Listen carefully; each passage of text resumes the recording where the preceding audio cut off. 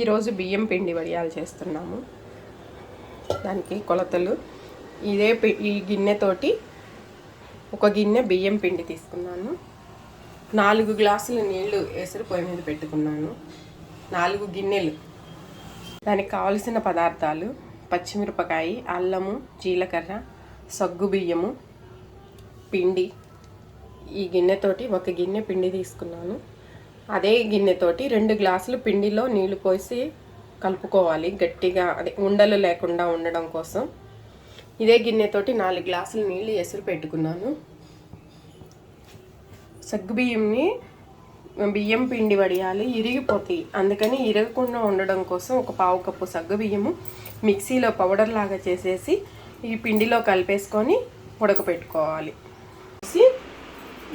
బాగా కలుపుకోవాలి. ఇది ఉండలు కట్టకుండా కలుపుకుంటే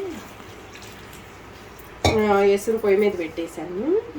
ఎసురు కాగినాక ఈ పిండి వేసేసి తిప్పుకోవచ్చు. సరిపోలేదుగా నీళ్ళు ఇంకొంచెం పొయ్యాలి. చూసి కలుపుకోవాలి. ఇదో డబ్బాలోనే ఉన్నాయి, కలుపుకుంటా పోసుకోవాలి. బాగా జిగురు వచ్చేసింది. సగ్గుబియ్యం పిండి వేసాను కదా, పౌడర్ చేసి, అందుకని జిగురు వచ్చేసింది. అదే ఉట్టి బియ్యం పిండి అనుకుంటే జిగురు రాదు. ఇప్పుడు ఇవి 2 డబ్బాలు నీళ్లు పోసేసాం. ఇంకా ఒక 5 డబ్బాలు దానిలో పోయాలి. మొత్తం 7 డబ్బాలు పడతాయి నీళ్ళు.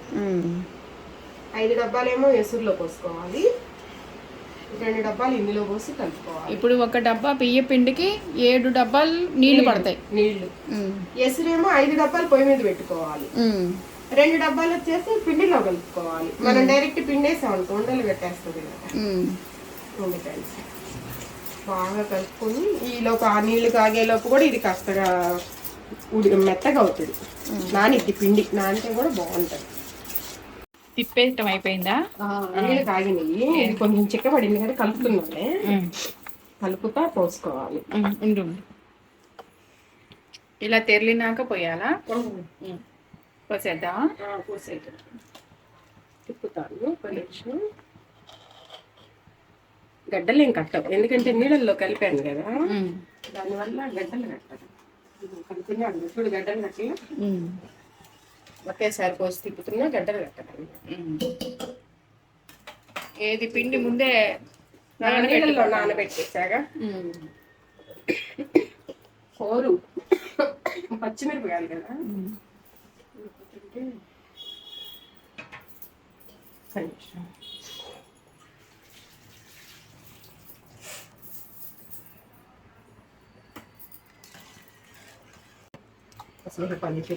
ఒక 10 నిమిషాలు పట్టిద్దా ఉడకటానికి? 10 నిమిషాలు, 5 నిమిషాలు పైన, 10 నిమిషాల్లో. హై ఫ్లేమ్ లో పెట్టావా? హై ఫ్లేమే. మళ్ళీ మంట తగ్గించేసామనుకో పేరుకుంటుంది. మంట మీదే ఉండాలి. అది పేరుకొని పైకి నీళ్లు లాగొచ్చేసి మధ్యలో గట్టిగా చిక్కగా అయిపోయింది.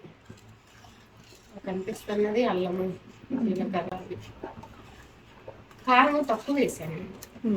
పిల్లలు తినాలన్నా కాస్త బాగుంటుంది అని.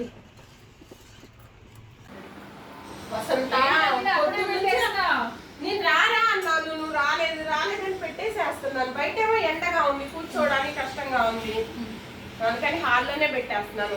మొన్న రోజు పెట్టా హాల్లో. బాగున్నాయా? నువ్వు కూడా పెట్టామని నేను రమ్మన్నా, లేట్ అయిపోయింది ఇవాళ. కొంచెం ఇంకో గిన్నె తెచ్చుకోమా, పెట్టువి. అన్న ఏమన్నా కొంచెం మందంగా చేయమన్నాడు. మొన్న పలుచగా చేశాను, హార్లే కొంచెం మందంగా చేస్తే బాగుంటాయి అని అంటే కొంచెం పిండి ఈరోజు చిక్కుగా చేశాను. చూడు ఎలా ఉందో. బాగానే ఉంది. 5 నిమిషాలు పెట్టి ఆరిపోతాయా? ఆరిపోతాయి. మొన్న పెట్టాను, చాలా చక్కగా అయిపోయింది. మా పైన వాళ్ళు పెట్టుకున్నారు. ఏంటి హాల్లో? వాళ్ళు కూడా, వాళ్ళది 3rd స్టేర్ అవుతాను. మాకు సాయంత్రంకే ఊడిపోయింది.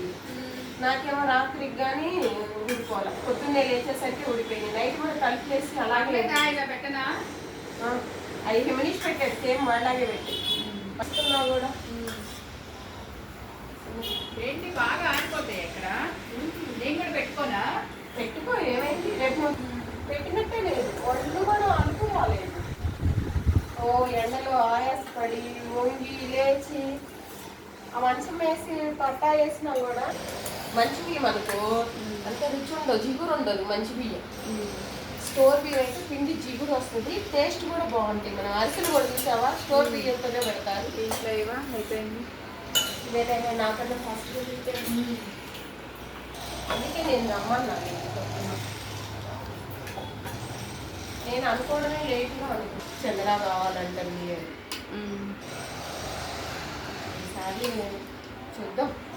వడియాలు కూడా ఇస్తావా? పచ్చళ్ళు వడియాలు పచ్చళ్ళు అనుకుంటున్నాను. ఇంకా వడియాలంటే మరి ఆలోచిస్తాను, ఎందుకంటే కొంచెం వడియాలు కిందికి పైకి లేచి కూర్చొని చేయాల్సి వస్తుంది. నేను వస్తానే. వీడియో నచ్చితే లైక్ చేయండి, షేర్ చేయండి. మా ఛానల్ను సబ్స్క్రైబ్ చేసి పక్కనున్న బెల్ ఐకాన్ను తప్పకుండా నొక్కండి.